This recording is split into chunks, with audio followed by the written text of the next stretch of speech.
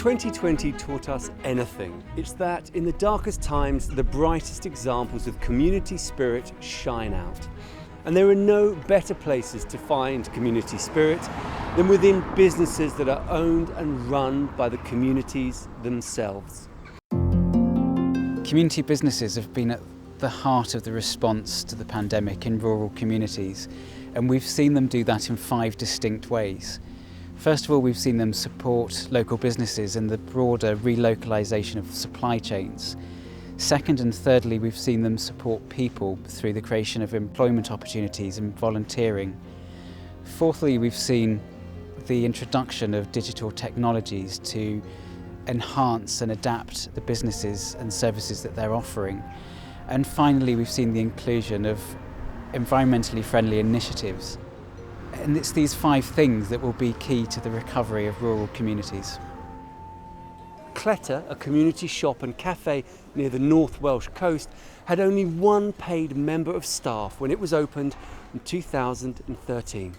And now employing, 20 people, so that's how successful it is.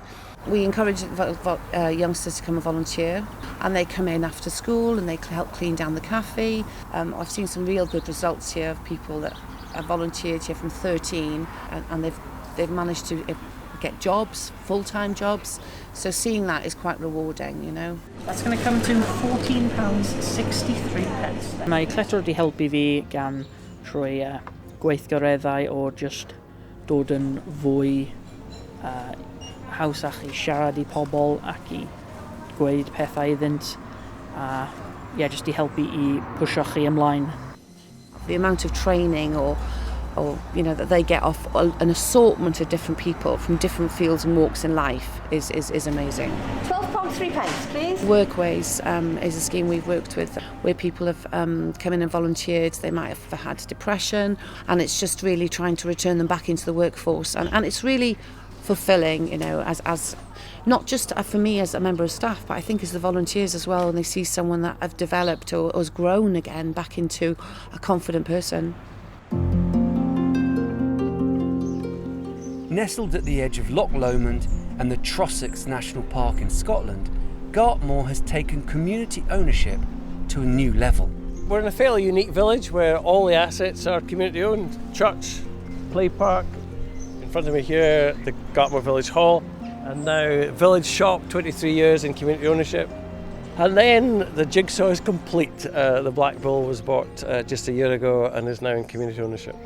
We've obviously seen local food being stocked and sold in community shops for a long time, but it goes much beyond that. It's about supporting local services, local industries, local crafts. With people getting involved in running these community businesses, it's given them the confidence to go and set up their own businesses, and some very successful. And even actually working in the shop or the pub has brought people out and thought, wow, this is, I can do this. So we try and get as much locally, sourced locally as we can of all the produce, both in the pub and in the shop. Best example is the local butcher who produces the meat that we sell. Eggs come from a very local farm. The other interesting thing that happens, particularly in the summer months, is if somebody's got too many tomato plants, we'll put it at the shop, and quite often that is on a donation basis as opposed to a sale. But it's always the difficulty is to try and keep the price low so everyone can afford to use the shop, and that's the challenge. During the pandemic, we saw community businesses of all types have to turn to technology in order to be able to maintain their businesses. Grindleford Community Shop in Derbyshire has always been innovative, finding a small space in the church vestry and turning it into a vibrant community shop. Today they are turning their entrepreneurial spirit to harness the latest technology and creating a virtual supermarket that connects the community to local shops via online shopping and using an eco-friendly method of delivery. The model we're pursuing here is looking to enable local businesses to take advantage of technology so that they can stay relevant and yet still remain on our local high streets. And to enable this, we're using an existing platform. Well, it means that local shops, which normally wouldn't have a budget for being able to get their inventory online, can immediately plug into this system and make use of it. In addition, we'll be then delivering the orders placed online using an eco-vehicle. Technology is a great way to boost the rural economy and one of the biggest hurdles to be overcome. Internet poverty, the inability to get reliable fast internet speeds or a connection at all, is still a major barrier to commerce in this connected age. In so many cases, the backbone of community businesses are their volunteers. Without them, they quite simply would not exist. We saw an amazing response from a new wave of volunteers, from younger people, from families, from young teenagers. So it was a really real incredible boost to the volunteer pool that community businesses have. We're in Foundry Wood, which is a community woodland. So volunteers are integral to Foundry Wood, and pretty much everything that takes place here is managed and delivered by volunteers. And one of the things that is really important is not just that initial work from volunteers and actually setting the community project up, but the longevity and the involvement in volunteers as we continue with running Foundry Wood. So it's not just about people coming in and volunteering on a one-off, but then also coming back and maybe running an activity here. I think what makes Foundry Wood such a special place is the passion and enthusiasm from all of the volunteers who have worked really hard to create a space that's available for everybody to use. I think there's a great opportunity to see not just greening up of existing community businesses, but more green community businesses starting up. So community energy, community composting, community transport. So I think this is a really great opportunity.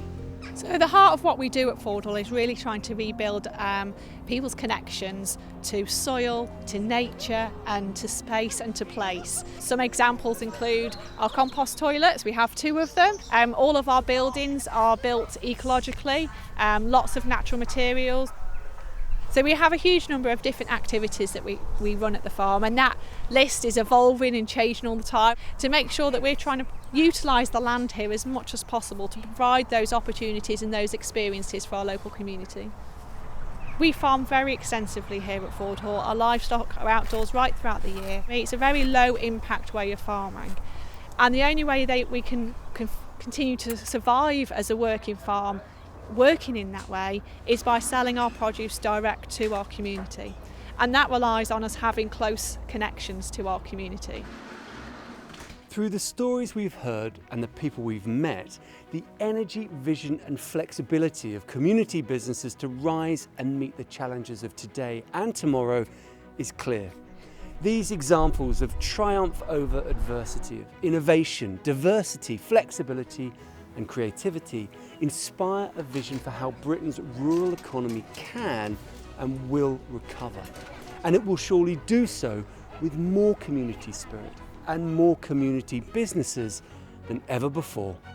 The reason community businesses continue to survive and thrive is because they respond to the individual needs of people and the communities they represent. For us, anything that's supporting local, smaller scale farming is more sensitive to the planet and better for our local economy and our communities. I think if small communities remain viable, you need to have businesses within those communities that supply essential goods and create jobs. We need more community-owned spaces that are really available and really accessible for everybody to have the benefit of, for now and for future generations. Yes, you put in £100 in shares 23 years ago, but what you've got out of it is a shop that's there when you needed it, and you got a smile and you got a bit of love, and that's where the profit comes in. And we're urging communities now to look back within their communities and to respond to those issues that they're seeing. We're also urging our partners and our funders to continue working with Plunkett to support the vision we have for a rural recovery.